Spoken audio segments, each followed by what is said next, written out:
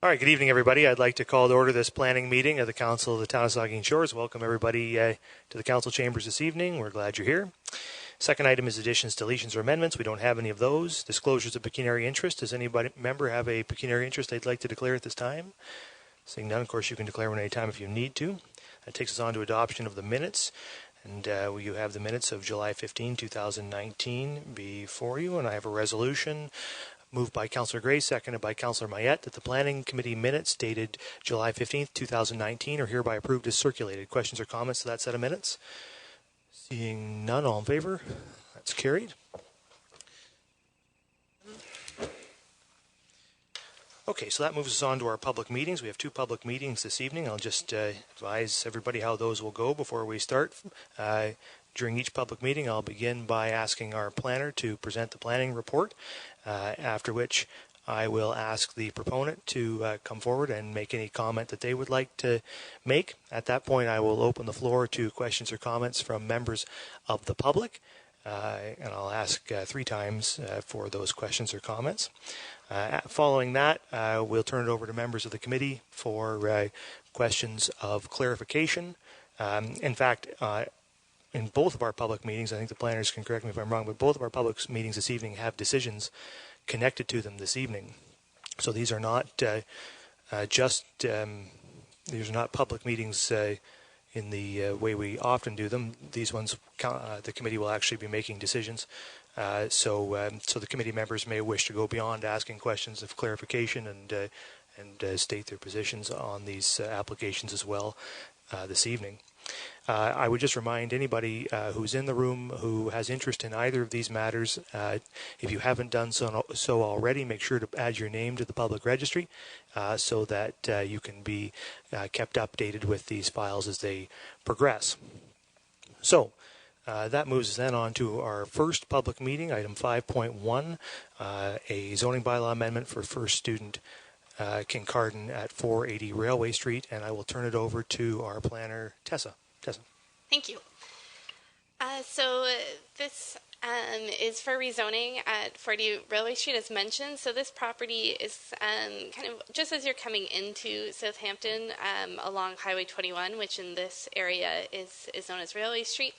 And it's this lot here that we're talking about, which is a larger lot, about 8 hectares in size, that's currently owned and operated by Willie's Contracting.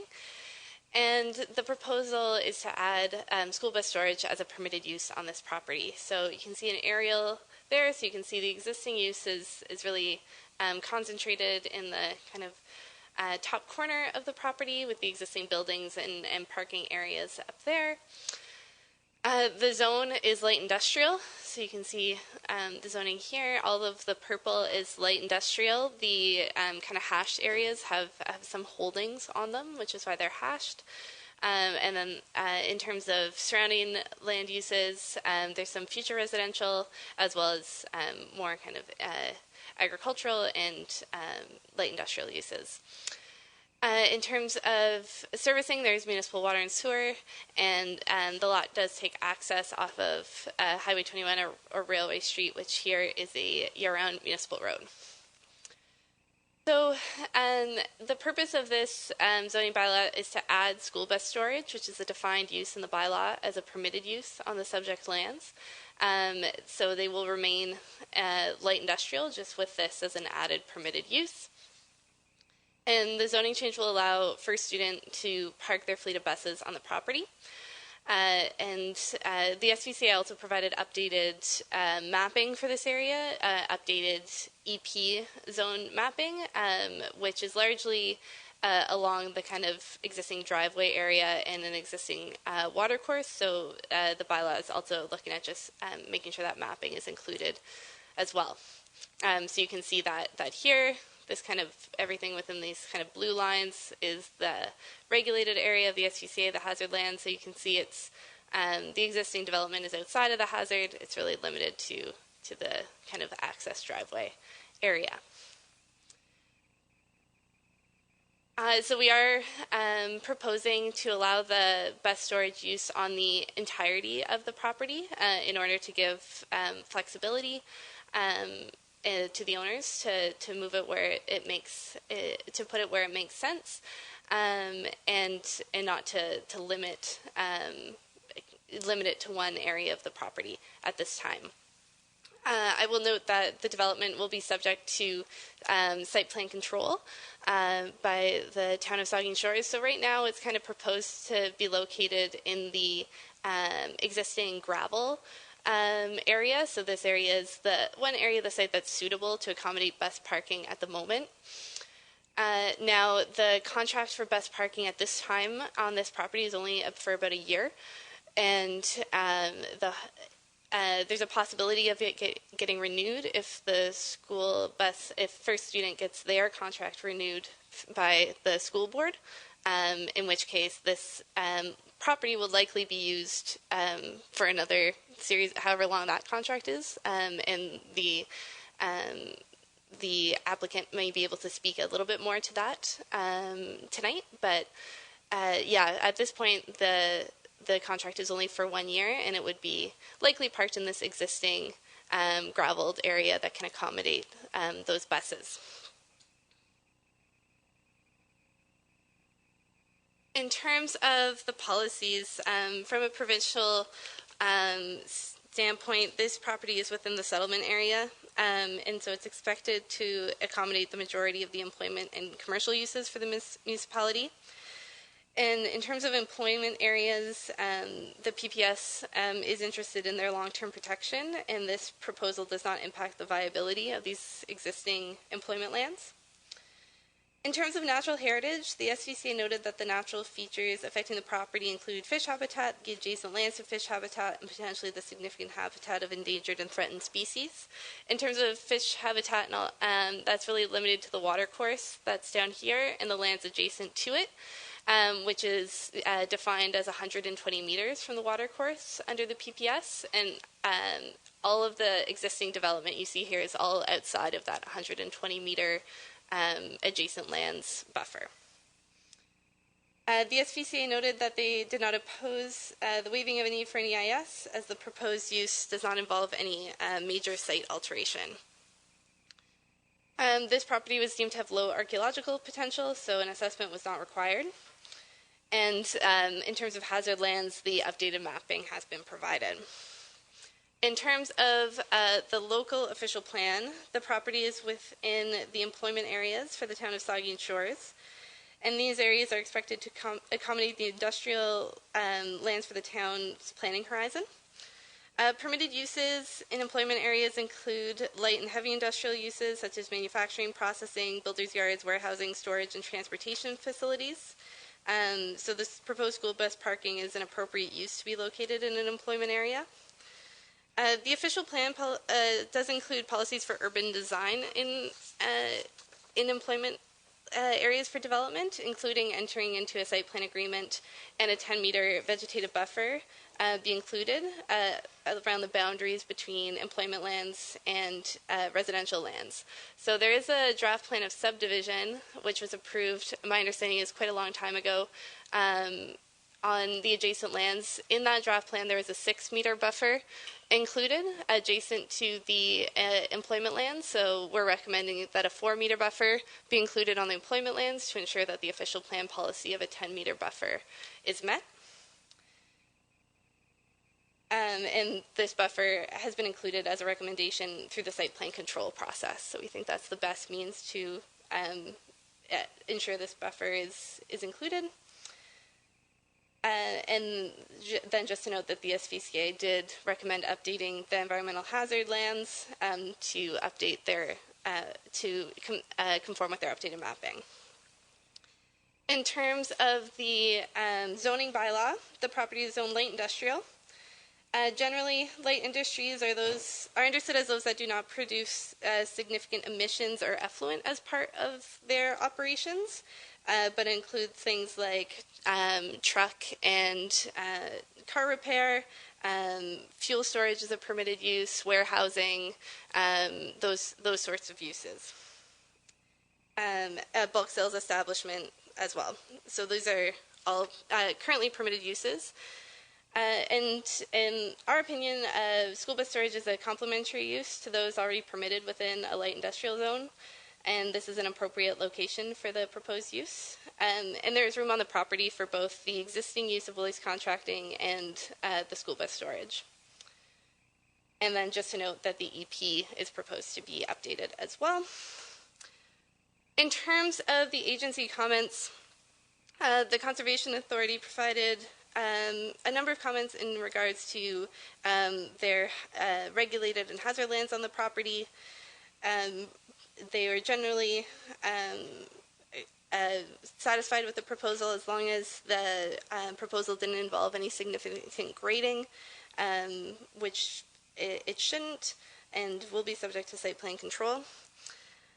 They noted the adjacent lands to fish habitat, which again, through the site plan control, it is recommended that any development within that 120-meter buffer should require an EIS, but if it's outside of that 120-meter buffer, there's no need. It's not considered lands adjacent to fish habitat. But the SPCA generally found the proposal to be acceptable, provided the parking is located at existing grade and the EH zone related to the floodplain is included in the amendment, which it has been. In terms of the Ministry of Transportation, they noted that the property is within the Southampton connecting link and had no concerns. And the town of Saugeen Shores noted that it would be subject to site plan control and that would be able to address matters such as buffering, the parking layout, and other relevant matters. In terms of public comments, we did receive public comments from Jeremy Seaton of Castle Village Development, which is the adjacent residential development. And they provided a number of comments which are laid out in full in the report. In general, their issues had to do with buffering and landscaping, noise, setbacks, and grading and drainage. In terms of the buffering and landscaping requirements, we are recommending that that 4-meter buffer be included as per the official plan policies, but feel that any additional buffering would put undue kind of constraints on this property compared to other light industrial properties, and similar uses are already permitted. Large trucks, vehicles are permitted as of right in this area, so any additional buffering didn't seem to be necessary, given that this use is, in our opinion, not a significant departure from already permitted uses.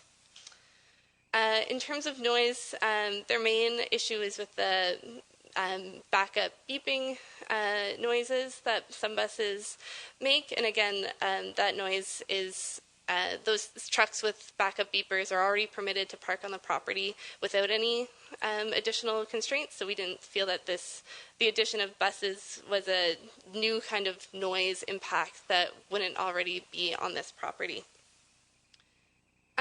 In terms of, they recommended greater setbacks, that an 18-meter setback, such as those required for building, be required for the bus parking. I just note that setbacks for buildings include things such as drainage and fire access and various other things that aren't really a requirement for parking areas. So again, this seemed like putting an undue constraint on this property compared to other light industrial properties in the community. And then finally, in terms of grading and drainage, any major grading and drainage, any major site alteration, such as regrading areas or adding new parking areas, will require an engineered grading and drainage plan to be completed as part of the site plan control agreement.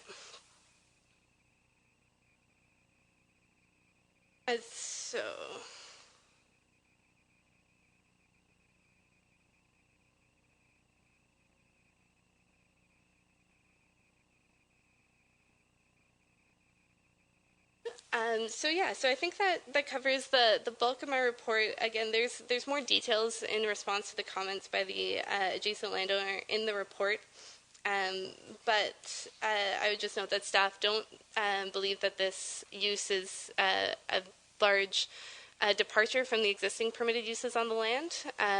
It's just to simply add school bus parking as a permitted use on the property, and we've laid out some of the requirements we expect to see addressed through site plan control in the bylaw itself. So some of those issues most of those issues are best addressed through site plan control, and we've put that into the zoning bylaw for your consideration. So with that, I do recommend approval subject to the review of any objections and submissions arising tonight. Okay, thank you, Tessa. I'll ask the proponent if they would like to make any comments.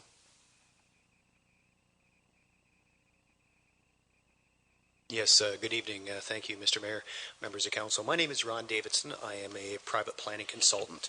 I'm here tonight representing Willie LeBlanc. Willie, his company owns a property, and I'm also speaking on behalf of Ann Isles. Ann is the owner-operator of First Student Bus Company. And probably can do better justice to this than I can. She's been trying for a while to find the right spot to park her buses. I think probably everybody in the room is aware that she was parking on County Road 25 and was told she could not do that. And then I think now, sort of in a pinch or emergency situation with the cooperation of council, she's parking on town-owned lands, but the zoning of those lands don't allow for a school bus parking lot either. On that note, perfect segue, the zoning bylaw doesn't allow for school bus parking anywhere. So I'm guessing, I can't speak on behalf of anybody who wrote the bylaw or adopted it, I'm guessing that's an oversight. If you ask me as a professional planner where you would like to see a parking for buses or school buses, it would definitely be in an industrial area, and I think this is an appropriate spot for it. Willie bought the property as a draft-approved plan of subdivision for an industrial park. I remember that. I was county planner at the time. He bought it from the town of Southampton. So he's had these lands for a long, long time. He has no problem in working with the town staff on coming up with an agreement, as Tessa has mentioned. He's quite aware of the fact that the official plan, again, as Tessa has mentioned, requires a 10-meter separation distance between industrial uses and residential uses. And as Tessa has indicated, there is a 6-meter swath of land, a block in the residential subdivision next door that has to be used for buffering for this very purpose, and that's why it was established as a block. It's my understanding is it's just a draft-approved plan of subdivision, which means it hasn't been final approved. The owner of those lands will have to enter into an agreement with the municipality. I'm not telling you anything you don't already know, but through those negotiations, they'll have to come up with appropriate buffering on those 6 meters. So again, there's a 6-meter block as part of that residential subdivision that was set aside as a buffer to this industrial area. Willie's aware that the official plan requires 10 meters, again, as you heard from your planner, and he's willing to leave a 10-meter swath of land, 4-meter swath of land along the property boundary, and again, is willing to sit down with staff and work out an agreement for that through the site plan stage. Again, it's important to keep in mind what some of those other uses that can be located on the property as of right now, and Tessa got into that. If there was a factory on the property or whatever that required a large number of trucks, they can park there right now. I'm not sure if there's much of a difference between trucks and buses. Probably not. Ann tells me that she has 20 buses. 4 of them have backup alarms. There was some concern about headlights coming in. The buses will back in at the end of the day at 4:30 or whenever the bus drivers are done, and in the morning pull out. You will not hear beeping in the morning for those 4 buses that have beepers, and you won't see headlights because they're pulling out. They're not backing out. I think that's all I want to say. If you have any questions for Ann or for Willie, they're certainly here to talk, or they can say a few words. But in conclusion, all I'm saying is appreciate the support from the County Planning Department and willing to work with town staff on with the agreement. Thank you. Okay, thank you. Then I'll ask if there are members of the public who would like to speak to this application. Yes, sir. Come on up and just state your name for the record. Sure. Hello, Mr. Mayor, members of council. My name's Jordan Grant. I'm president of Seaton Southampton Limited, the developer of the abutting property. So I represent Seaton and Castle Village Developments, which is the owner of the property and our partner in the development. I would like to express or reiterate some of the concerns we expressed to staff and some concerns that we have with the staff report. First of all, I do acknowledge that the current zoning is light industrial, but we would submit that, well, first of all, light industrial does not allow open storage or bus parking, otherwise there wouldn't be this application. The permitted uses there do primarily involve operations that would occur inside a building, and the buildings have to be set back 18 meters from the property line. We would submit that a regular bus parking operation where they're coming in and out, twice a day, every weekday, that is a more obtrusive use than the normal traffic that be coming and going from light industrial type buildings. That it's not comparable. It's not zoned extractive industry that allows all sorts of outdoor heavy equipment and so on. That this is the bus parking itself is more obtrusive. Otherwise, it would have been included in the light industrial zoning in the first place. So all that we're asking is that if the changes are approved, that mitigation measures be taken to ensure that the impact of it is no greater than what the impact would have been from other light industrial uses.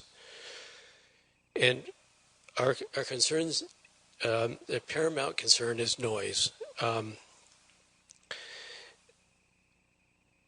When we went through the approval process for our project, we had to do a noise study, and the big concern was Highway 21 and the pet hospital. As a result of the noise study, we went through the process. As a result of the noise study, we were required to put in an acoustical fence against the pet hospital and provide warning clauses to the future residents about both the pet hospital and the Highway 21 traffic noise. We know from personal experience that buses backing up, in particular the ones with the beepers, and maybe there's only 4 buses now. Any large buses have to have beepers, and they can't be turned off. We know from personal experience, we've got another property where we have an issue right now with buses coming in, backing up, and we get complaints from neighbors much farther away than just immediately abutting. You'd be amazed at how far the sound of a bus beeping, in particular, goes. And of course, when 20 or 30 buses all starting up at 6:30 or 7 o'clock in the morning, even just the sound of the engines starting up is going to have quite an impact. So we're not saying that no bus parking, that it's not appropriate there. We're just saying mitigate it through appropriate buffering and possibly noise fencing based on actual studies. And, get a noise study that determines, what is the noise, and then make your decision based on actual scientific evidence. So in our submission, that it would be premature to pass this bylaw now until you know what the noise impacts are and what measures are appropriate to mitigate that noise. My second point is that again, there's the 18-meter setback for buildings. If buses parking and pulling in and out are more obtrusive than industrial activities in buildings. So if 18 meters is appropriate for a building, why wouldn't that be appropriate for a bus parking lot? Moving on to the OP policy about the 10-meter vegetative buffer.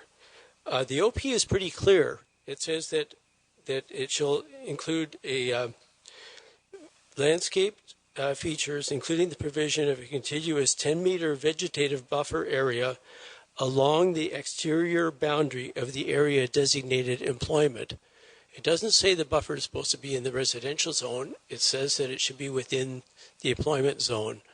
And for them to say, okay, 10 meters, but take off 6 because we've already provided 6 is not a reasonable proposition. If the OP says there should be a 10-meter buffer, you folks in the county and so on, when you approved our zoning, already knew about that OP policy that there was 10 meters. It was decided at that time that there should be an additional 6 meters added, which we added on our side of the property line for a total of 16 meters. In the submission of staff, they're saying reduce what the OP calls for from 10 on the industrial side plus the 6 that we've already provided on our side to a total of 10. And I don't think that's a reasonable proposition.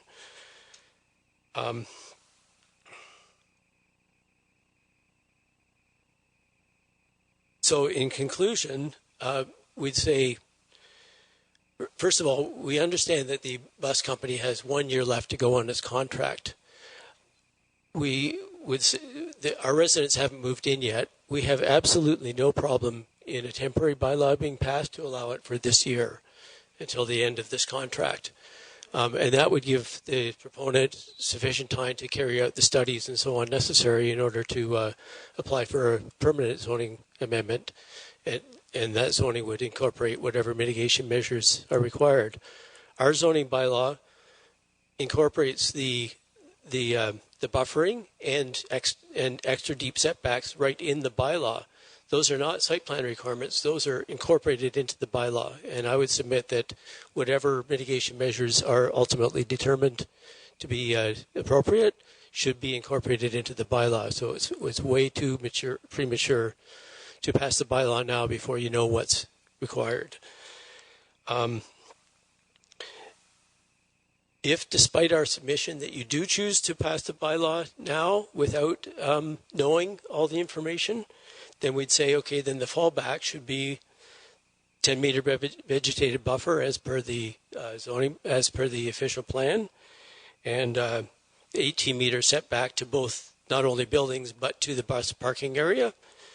And finally, that the bylaw should incorporate that a noise study be carried out, or you should require that a noise study be carried out and recommended mitigating measures being implemented as conditions of the site plan approval. That's our submission. Thank you. If anybody has any questions, I'd be pleased to answer them. Sure. I think what we'll do is carry on with public comments at this time, and then we'll come back to the committee at the end. So okay, thanks thank very you. much. Are there further questions or comments from members of the public? I'll ask for a third time, are there any questions or comments on this application from members of the public? I don't see any more, so we'll turn over to members of the committee and the Deputy Mayor. Thank you, Mr. Mayor. And through you to our gentleman from the Southampton Estates, I have a couple questions for him. The first is, when you did your acoustical study of the surrounding area, you said you have to put up a barrier around the pet hospital. Is that correct? That's right. Okay. So did you also will you be having to put up a acoustical barrier around the Southampton Town shed? No. Why not? Because they determined that didn't generate enough noise. Remember, your trucks are on the other side of the shed. There's not a lot of noise that comes from the shed itself. So the vehicles that are there, they have backup beepers on them. Every big vehicle does. And living as close as I do, I hear their backup beepers going the odd time. Mm-hmm. So you also have the 6-meter barrier between your property and the applicants. Is there supposed to be any barrier put up along that 6-meter section? No, to the light industrial zone, no. You don't have to put any trees up along that area? Oh, yes, within the 6-meter buffer zone. Okay. It's a vegetated buffer zone, that's correct. But I thought you were asking about an acoustical wall. No. So, well, the vegetation will act as an acoustical wall. So I was just wondering, the town shed doesn't pose a problem with the many vehicles that are there, the cars coming in and out, but this one will? Well, remember, with all due respect, the town shed was there before the development went ahead. And so right? Willie's? But the bus parking isn't allowed right now. He's allowed to have light industrial, and it has certain impacts, and the 6-meter buffer plus the 10 on his side was deemed sufficient to light industrial. Our submission is based on the bus parking has more impact. or at least equal impact, and that it should have the same setbacks as the light industrial building and as light industrial building should have. Thank you. Further questions or comments from members of the committee? Councillor Grace. Thank you, Mr. Chair.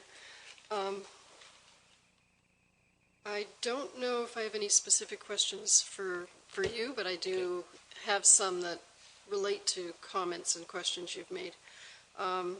With regard to the noise concern, I guess my question would be one of clarification to Tessa or Jay, perhaps.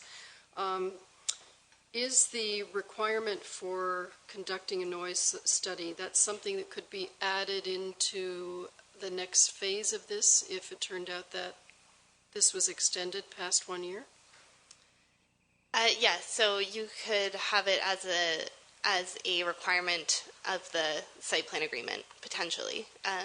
And so you could add in the site plan for a noise study to be completed based on either final approval of the proposed subdivision or something like that. Is that amendment something that should be included in the passage of the bylaw tonight, or is that something that could be noted by staff for addition later on? So the bylaw won't be passed tonight. It'll have to go to council. This is a planning committee meeting. Okay. So you'll make a recommendation to council tonight, and then you'll still have to vote on it at council.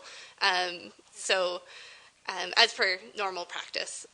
So the only thing is we're not doing the information meeting. We've gone straight to a recommendation, but otherwise it's still you're making a recommendation tonight to council, and then it'll come back to council. We provided a draft version of the bylaw, kind of expecting that if committee wanted to include a noise study, that they could in one version. So you can.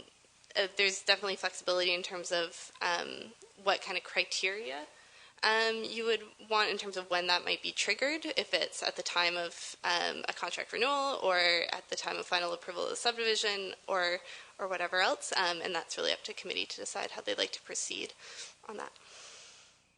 Okay, so just to sort of nail this down in my own mind, is this something that we should be putting forward a proposed amendment to this tonight, or is this something that can be taken care of during the year?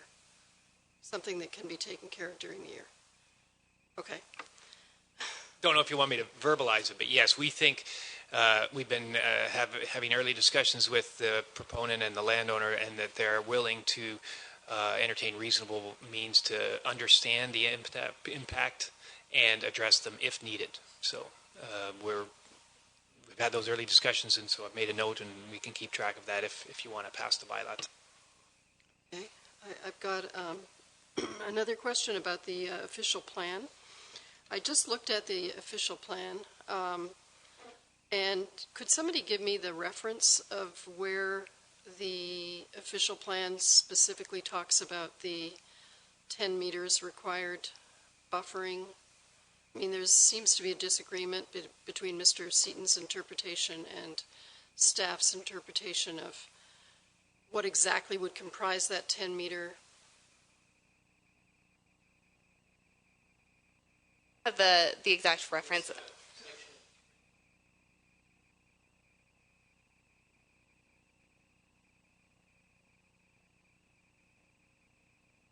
Got a copy in front of me.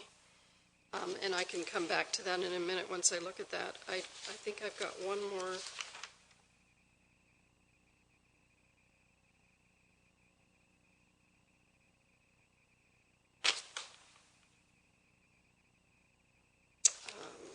Yeah, this is actually for Tessa, please. So in answer to question number 3, and I think you guys have already answered this, but you said, quote, the owner will have to enter into a site plan agreement with the town prior to buses being parked on the property. So we're talking about that now, right? Even for that 1 year period?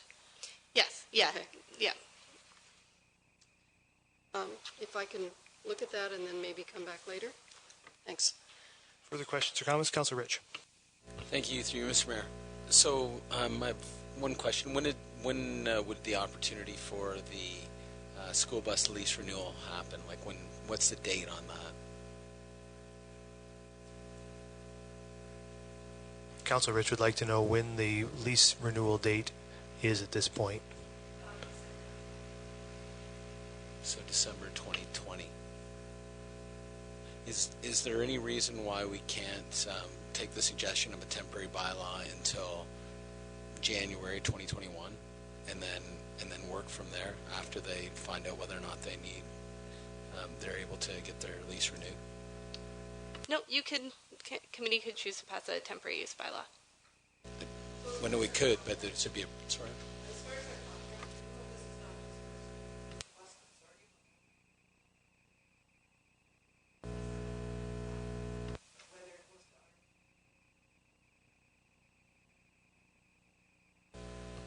That's understood.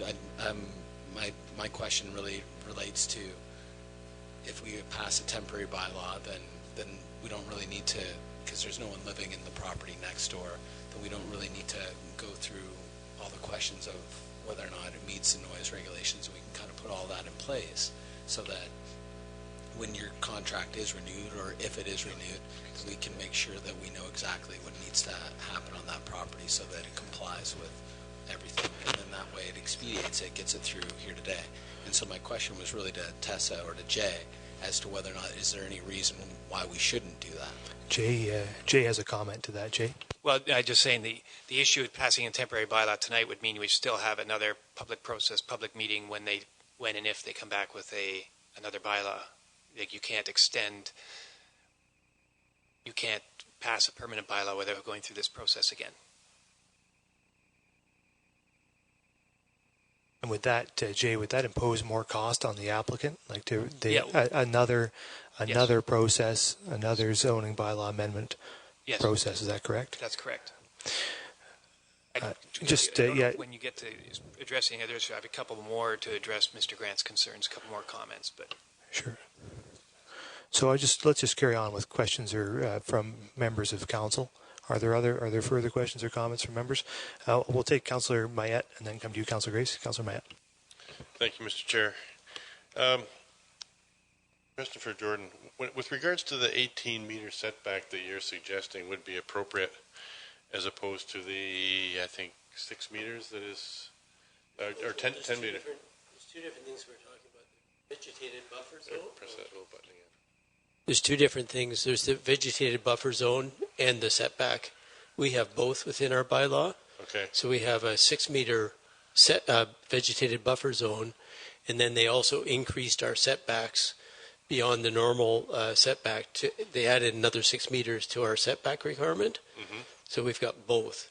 What I'm suggesting is that there be the 10 meter buffer and the 16 meter setback, which is the current setback, which include, it's not plus, it's the buffer becomes part of the setback.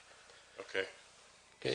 So the setback is 16 meters. Of that, 10 meters would be vegetated. Right. The other 6 could be parking, like not bus parking, but driveways and whatever. Okay. And all right. And we heard at the beginning of the presentation that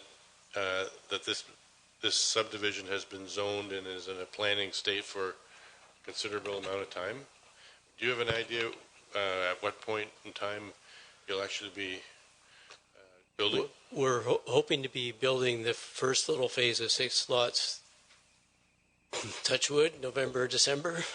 Okay. And this year. Of this year. And the interior, it's still being held up by the Saugeen Conservation Authority, but hopefully next summer we'll be servicing and building. Okay, so it could be within the We're next year or very two that close. people are living in the back there. The earliest people would be living would be that are affected by this. This is phase 2 of the project, so Okay. it's actually quite a while before. Okay, it could be 4 or before 5 or 6 years out. Yes. Yes. Okay. Yeah. And I tend to agree that we should not necessarily do a 1 year or a 2 year and then come back to it again. I think that if we're going to allow a permitted use here, that we should make it permanent. But if if the result of the noise study is such that it's not enough of a buffer zone, that there is excessive noise at the boundary of the subdivision, that a contingency plan would be to park the buses at the other end of the building or in a different location. It looks like from the aerial photograph, I've never been in there, but it looks to me like there's other areas you could park the buses besides right along that back wall, and that perhaps we could make that as a condition that if the noise levels are too high at the boundary of the subdivision, that a contingency would be to put them in a different place. And I wonder if the proponent would be willing to agree to that.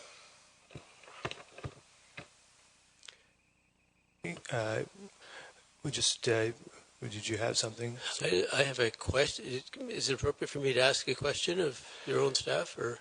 Not this time. We're just working through questions from members of the committee. So, Councillor Grace. Thank you, Mr. Mayor. So I did look up the section in the official plan that you referred to. It's on page 65 if anybody's looking. 3.15.4.2.1b. And it talks about, I think the relevant portion to this is a 10-meter vegetative buffer area along the exterior boundary of the area designated employment. But I can see how it could be interpreted in several different ways, because it says along the exterior boundary of the area designated employment. It doesn't say within the property of the employment lands, nor does it say within the property of the adjacent property. So I can see, to me, that is not nailed down. I'm just making that observation because of Mr. Grant's point. Okay, thank you. Further questions or comments from members of the committee? The Vice Deputy Mayor.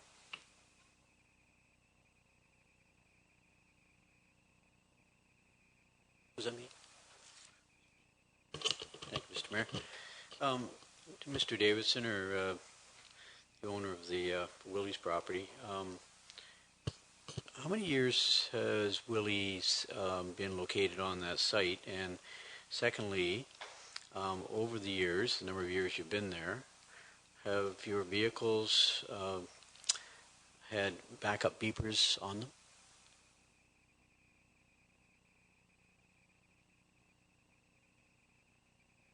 And backup beepers on in how many vehicles?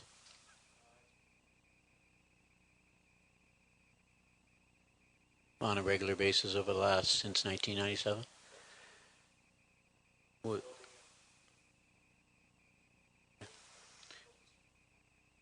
Was Southampton Landing owner aware of, when purchasing that property, that Willie's was located next to that property? And were you aware that since 1997 that trucks were coming and going and there were beepers on the back of the trucks? Yes, we've been quite aware of what's there, and I wasn't aware of how much. I haven't ever heard beepers there, but I've mostly been there during the day, so I don't know what time your trucks are coming in and out, and how much backing up movements they do on site. You've got a lot of land there, so I suspect they may not do too much backing up. I really don't know. Okay. Thanks for that clarification. To the planners, I've heard comments from Tessa 6 meters plus 4 meters, totaling 10 meters buffering zone, 6 on the one side, 4 on the other side. Is that correct? And I hear that from Southampton Landing that he's interpreting it to be 16 meters. Could you please explain to me one more time how we get from 16 meters to 10 meters to the planner? So that's really what Councillor Grace just spoke to, that provision in the official plan. And so the provision says that a 10-meter vegetative buffer be provided along the boundary of an employment area. And our interpretation of that was, we feel that the 4-meter and 6-meter meets that policy of having that 10-meter buffer. Jeremy Grant and Jordan have a different interpretation, but it's really just a question of that interpretation. So you're confident it meets that requirement? We feel it meets that requirement, yes. Under site plan control, does Tessa or perhaps Jay, with buffering for the 10 meters, we'll call it for now, under site plan control, when would we see that? When does that happen in terms of the type, thickness, the density, height, so on of the buffering zone for landscape? Well, shortly, if it's approved, that we're working with the landowner to develop a site plan that we could bring back to council for your consideration. So who makes that determination? Well, council would approve a site plan agreement, and then part of that agreement is a series of drawings that show the extent of landscaping or buffering. So the type of buffering, though, is chosen by staff or a recommendation back to council? Correct. Further comments? Councillor Grace? Thank you, Mr. Mayor. I guess I have a question for first student representative, or perhaps Mrs. Isles. And that's a question about the buses. So when they start up in the morning, do they all start up together? Oh, yeah. No, they start up at different times. It depends where they have to go to the beginning of their run. Okay, and how early would that start? The earliest is most likely 6:45, but that might be one, maybe two buses. Most of the buses start between around 7:15. And how long would they idle before they pull out? We have an idling policy of less than 5 minutes now in the winter, till your windshield's defrosted. But with diesel, that does not warm up the bus, so it's not a long time. Thank you. And Councillor Rich? Thank you, Mr. Mayor. So I guess my next question is, what's the long-term plan for the bus parking? Is it to always have it adjacent to where those houses are built, or is your long-term plan to move it somewhere else, like on the property? And if it is it possible to have it on the other side of the property eventually?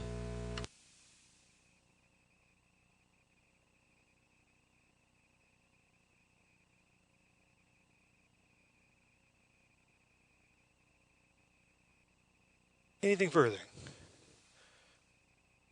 For myself, just make the comment. My view is that bus parking is perfectly suitable in the light industrial zone.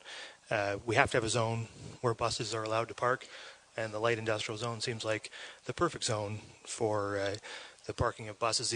And one sort of more high-level comment that I would make is that this demonstrates, again, the difficulty with our current zoning bylaw and the way it's structured, in that we have to enumerate every single use in a great big long list of like 50 different things. And if we miss one, you can't have it anywhere in the whole municipality. It's a crazy way to do it, because there's always stuff that you're going to miss. And we got to be able to park buses in the municipality. We actually had to take fairly, an emergency, I think we fair to call it an emergency step this in the last few weeks to ensure that buses could park in Saugeen Shores so that kids could get safely to school on time. And we had to do that in a way that did not conform with the zoning bylaw, because our zoning bylaw did not permit the parking of buses because of some oversight that we made at some point in the past. And there's always going to be stuff we're missing. There's always going to be oversights, and there will always be these strange gaps. And then, of course, humanity is quite intelligent and dreams up new things to do that we never thought of before. And you can't do those things in town either, because we didn't figure out where to put it on a list somewhere. So it's a real problem. And so I'm hoping one thing we do for sure, even if we have to stick with the great big lists of permitted uses, which we may have to do, but as we go into these amendments, let's not just have this be the only place in town where bus parking is allowed. Let's look at our plans and allow bus parking across the light industrial zones. I think that would not be a bad thing to do, or possibly other zones. But it just it's one of those things that just drives me nuts about the zoning bylaw is this kind of scenario pops up, and it's a real problem. So anyway, we have a resolution, and I will read it, and we can take any questions or comments there are to it. I shouldn't call it a resolution, it's a recommendation. And it's recommended that the zoning bylaw amendment Z3619.48 for the properties described as TP Park Lot 6, South Peel, being parts 1, 3, and 4, reference plan 3R6819, Town of Saugeen Shores, geographic town of Southampton, be approved and the necessary bylaw be forwarded to council for adoption. Are there questions or comments to the recommendation? I don't see any. All in favor? That's carried. Thank you very much. So that moves us then on to the second public meeting, and it is, Stevens Walker, 769 Hilker Street, and I'll turn over to the planner for the report. Okay, thank you very much. So this is a zoning bylaw amendment to rezone the lands to allow a special provision in the R2 zone that would allow a chiropractic office to be located within the structure with special provisions again for reduced parking. It's at the corner of Hilker and River Street. A little difficult to see from that map, but it's an established residential area. And there's a picture of the building. It's a ranch-style bungalow. So what they're proposing, again, is a little difficult to see on this image because it's out of the image. But there would be there's parking for 2 cars here, and then they're proposing an additional 4 parking spots, and cars would back onto the road and then proceed on their way. So similar to other driveways in the area. So just the policy context where it fits in from a PPS perspective or provincial perspective, it's outside of an area of archaeological potential, so an assessment was not required. Also noting there's no actual changes to the structure. The town official plan does have policies for neighborhood commercial uses within the residential designation. So there's a set of criteria that proposals have to meet, and I'll just go over these quickly. So small-scale commercial uses are permitted, provided they meet the daily needs of the population, and they include such things as professional offices, which a chiropractic office is considered to be. No single establishment shall exceed 200 square meters. The building is 1,100 square feet, which is 102 square meters, approximately. And development proposals for neighborhood commercial uses are evaluated on their ability to complement and integrate into the adjacent residential development with minimal conflicts. So the chiropractic office generally operates between 7:30 a.m. and 7 p.m.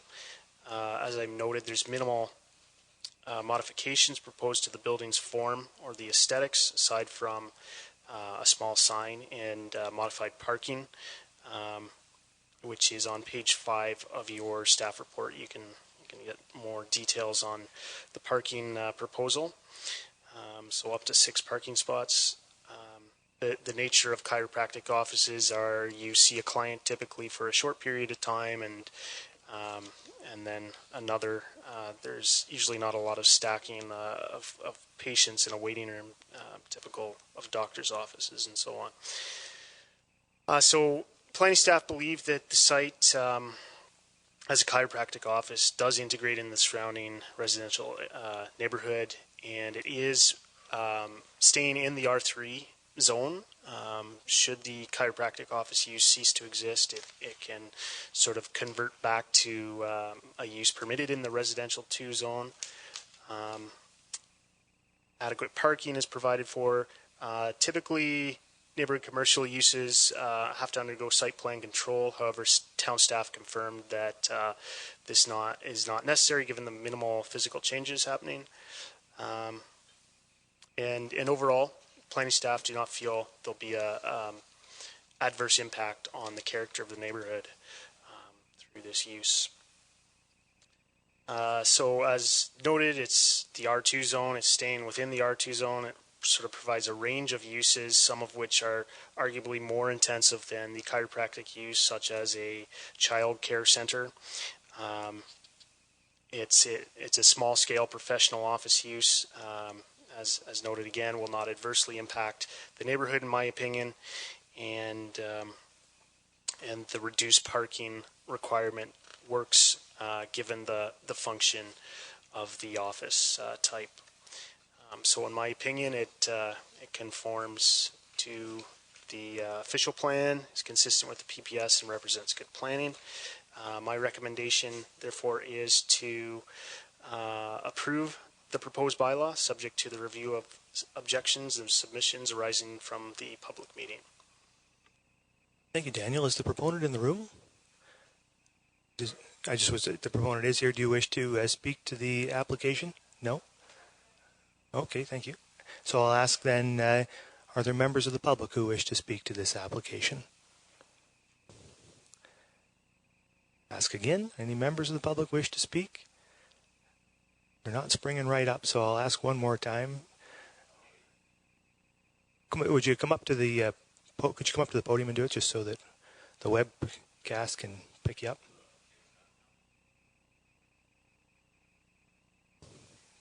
Yeah.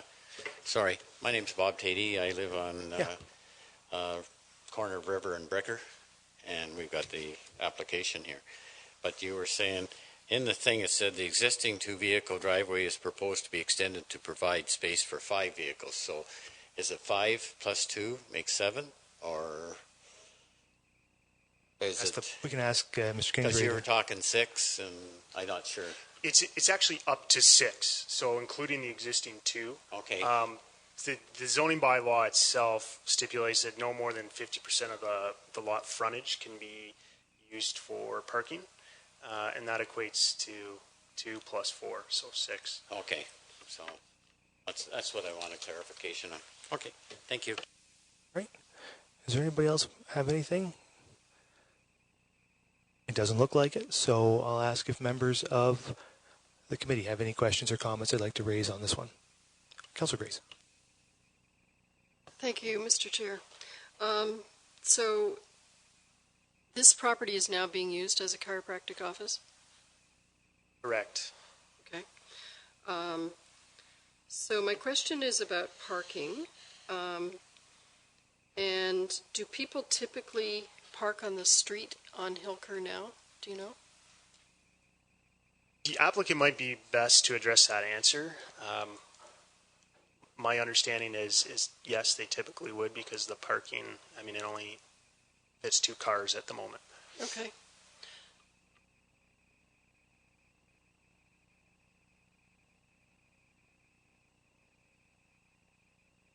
So our parking right now, the 2-car driveway, we park our car off to the side, and the patients can park in the driveway. Some of them park on the street anyway, but it's pretty clear for them to park if they want to. So Okay. We don't have a lot of overlap with patients right now, just because it's one of us working at a time. Mm-hmm. So there's not usually more than 2 cars there at the moment.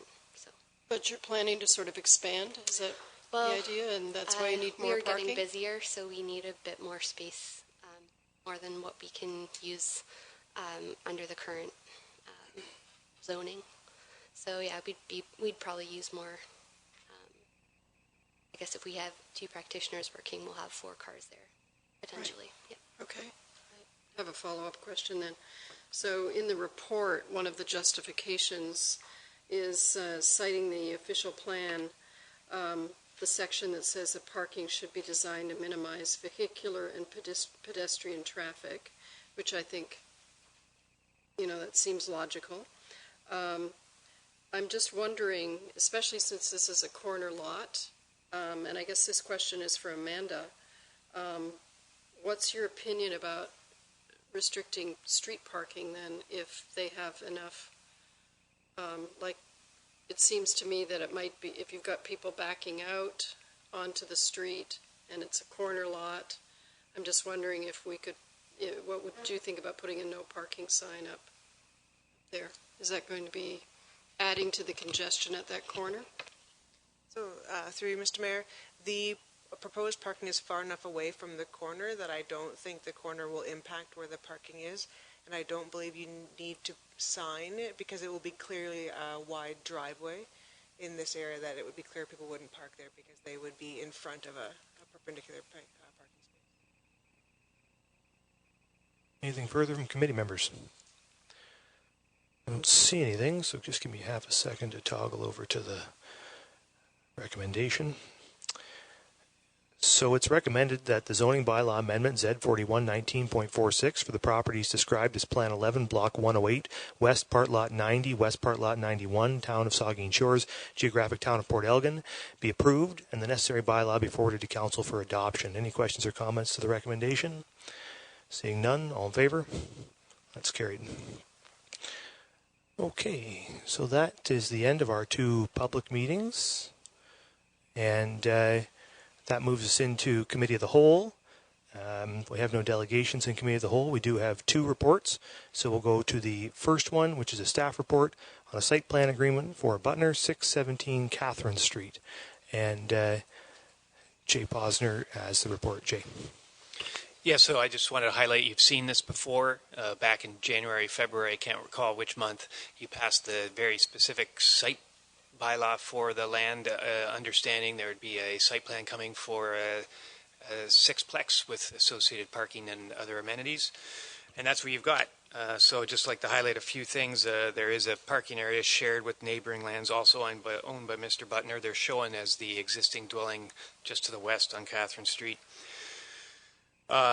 There is a provision in our agreement to ensure future maintenance and access of the shared parking area because there is a potential that they get sold to another party. We'd like to make sure that those parking areas are continuously maintained to ensure their proper operation and maintenance. And the third item is that for the offsite works on the unnamed lane, we'd like to make sure it's signed and then resurfaced if needed. I don't have an answer as to whether it was. But the developers, it's just highlighted in the agreement. And one thing coming out of Accessibility Advisory Committee, note that our new agreements, all of them have a clause to ensure an acknowledgement from the owner exists so that our enforcement staff can enforce our parking bylaw. And that's just something I want to highlight now, but it's in all of our agreements as well. Good. All right. Well, I'll read the recommendation and then we can take questions or comments from members of the committee. It's recommended that Council pass a bylaw to authorize a site plan agreement with Dane Butner, and that Council authorize the Director, Infrastructure and Development Services to approve subsequent site plans associated with the subject lands, provided the site plans are in general conformity with the overall site plan, generally adheres to the design guidelines, and compliant with the town's zoning bylaw. Questions or comments from members of the committee? Councillor Grace. Thank you, Mr. Mayor. Jay, I know that in the report it says that that you incorporated the Accessibility Advisory Committee recommendations as appropriate, and you just mentioned the one about the handicap parking authorization. Were there any of the other 6 recommendations that were deemed appropriate? Well, yeah, certainly. I think I put in this report, some of them are building code matters, which are regulated by our through the building code, but the one I would highlight is the sidewalk linkage from street be clearly marked. Based on my interpretation of the site plan, it is a different material, and in my mind than from the landscaping, it's though I'm not an expert in accessibility needs, it is having one as a concrete surface and one as grass it helps differentiate those features. Further questions or comments from members of the committee? Seeing none, you've heard the recommendation. All in favor? It's carried. All right, that moves us on to the second staff report, which is a site plan agreement with WestCan 5007 Highway 21, and Mr. Posner has a report. Ken, just to highlight, this site plan is actually just for Phase 1A, so it's only for 32 units, but I would like to highlight that this new Fairway campground was purchased recently, about a year ago, by the new owner, WestCan Cedar Grove Limited, and they had plans to redevelop the entire site over a few phases to upgrade or otherwise make the campsites contemporary for park model recreational occupancy. And so this is the first phase, as I've already said. The critical issue for the town in working with the owner on this site plan was to ensure both water and sewer services were extended to the site because the existing campground had failing services, and so there's a prevailing health issue that needed to be addressed almost critically now, and so that's why I think in part there's a very limited first phase, and that future phases are going to be addressed in similar ways where we come back with better landscaping or more landscaping or other issues that need to be addressed. So I'll just leave it there. Okay, we have a recommendation, and we'll take questions or comments. It's recommended that Council pass a bylaw to authorize a site plan agreement with West Can Cedar Grove Limited Partnership, and that staff be delegated the authority to approve subsequent phases as long as they are in general conformance to the overall plan contained in this agreement, comply with the zoning bylaw, and meet the development guidelines. Questions or comments? The Deputy Mayor. Thank you, Mr. Mayor, and through you to Jay. Jay, which way will the water and sewer be coming to this development? That's a good question. They come along from the County Road 25 along the Gore Drain and enter adjacent to the airport lands from the west. Will the houses along the other side of the highway be able to tie in, or will that not be possible? It's not possible through this proposal. Sorry. Oh, they're not on the alignment. The sanitary itself is not a new, service. It's just a connection to the property, so it can only service this site. Further comments? The Vice Deputy Mayor. Thank you, Mr. Mayor. And Jay, about the water and sewer, the owners of the Tripar, will they eventually have access to that line as well? The Tripar is the golf course. Yeah, certainly the water component they would have access to, though I think they can get water from the county road, depending on how they choose to service their site. The sanitary, as I mentioned to the Deputy Mayor, it's can only service the campground lands because of how it's been designed and because of design. Yeah. It's a force main, so they have a pump station on the on this site, so it's a pressurized system, so they would be able to tap into the water for sure, but they would be able to use their own force main in that same alignment, in dumping into the same manhole down the street. I see. The one exception, I guess, is there is provision to allow the airport because it would have the physical ability to come to this pumping station, so we've left that open with discussions with the proponent that if that is needed, that would be there. I just want to make a comment, Mr. Mayor, and it's about, providing water and sanitary out to a new fairway. I think it's tremendous, probably long overdue. Something had to happen, and I guess the consequences of not happening, it didn't look too good. So, I think the first 32 units I think is wonderful, and providing park models, good for the owner and developer. And I just want to put a little plug in for the future. This community has, and I know we don't want to confuse the two issues tonight, but I'm going to say it anyways. And we have a real need for affordable housing in this community.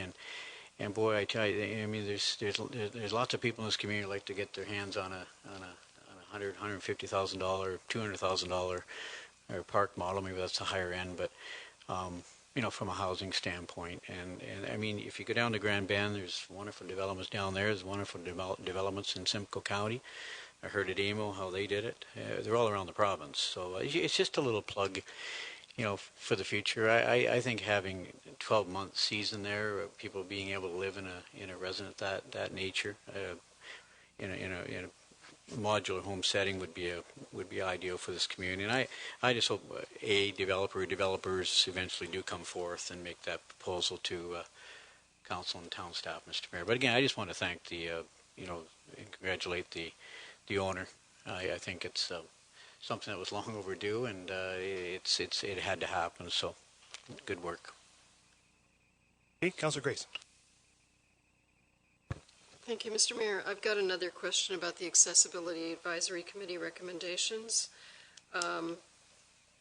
So one of the comments in the report says the owner says the comments are not applicable to phase one, but they will be integrated into the applicable phases as they're, or appropriate phases, I guess, as they're considered in the future. So why are they not appropriate for phase one? Well, right now, phase one is just the 32 sites. They're individual private sort of occupancy. But if I can give an example, one of the recommendations is lower accessible counter height. So if and when they rebuild the amenity building that's on site, that would be considered at that stage. Concerns about parking spaces and things like that, they're all private spaces? I don't, if I'm wrong, David, he's our owner, he is in the room, he can correct me, but I don't think there are any shared parking spaces for phase one. Okay. Councillor Matt? Thank you, Mr. Mayor.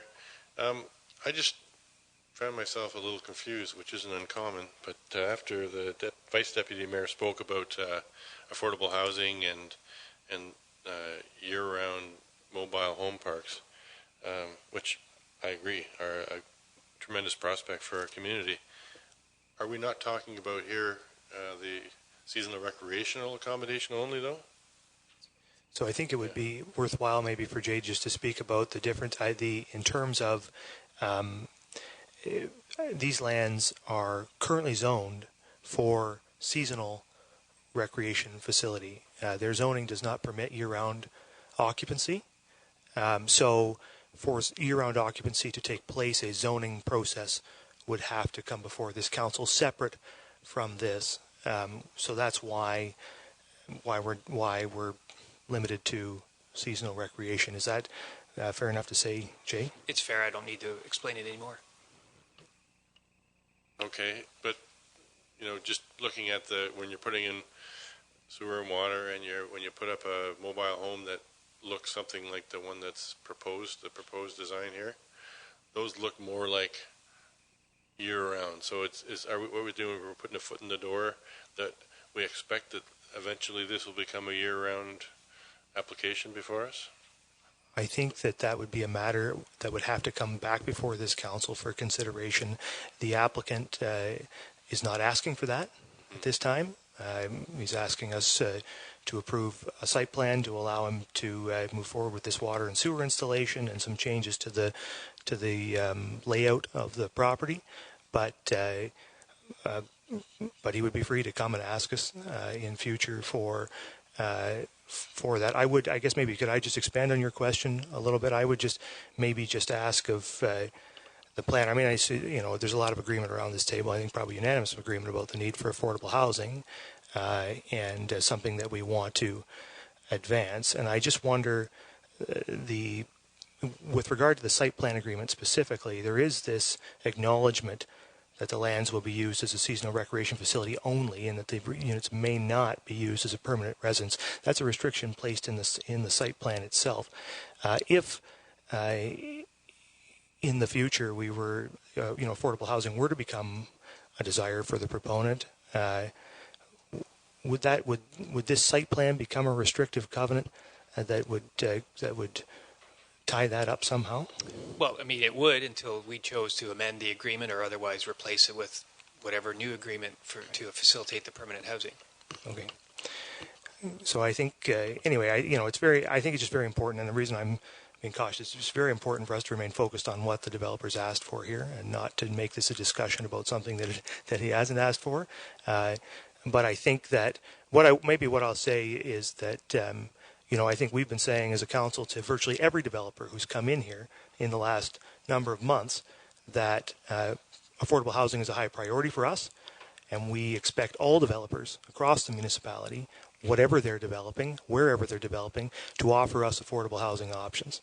In fact, I've said pretty clearly, and none of you have contradicted me, so I assume that you're in general agreement, that they should not come here unless they're coming with some affordable housing options for us.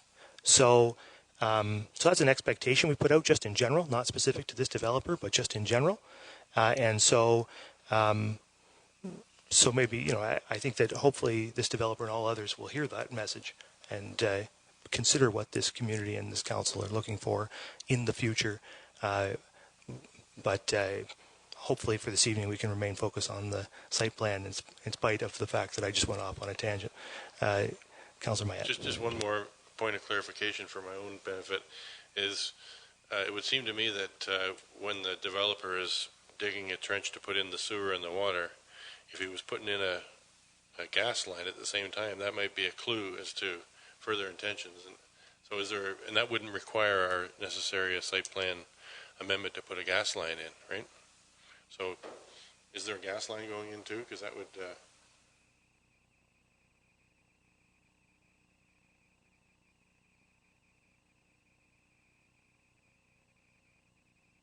Oh, I see. Okay. Thanks. Okay, is there anything further? Councillor Schreider. Thank you, and through you, I just see where the airport access lane only, is that relatively in the same spot as what it is now? No, that would be an adjustment, realignment in a future phase, yet to be approved, of course. What would move it to run parallel with the boundary with the golf course lands, and the intention is that we would be able to offer both properties access to that lane to eventually have access to the highway. So there would be an adjustment to the road into the airport. Okay, so for phase one, that existing road will maintain where it is? Yes. And then in future phases, it would move, and then would that come at a cost to the town because it's our access to the airport? No, okay. Cost to the town in my view. Okay, thank you. Is there anything further? Seeing nothing, you've heard the recommendation, so I'll ask all in favor. That's carried. Okay, so that brings us to the end of the agenda, so I'll ask for a motion to adjourn. Moved by the Deputy Mayor, second by Councillor Rich. All in favor. We are adjourned. Thank you very much.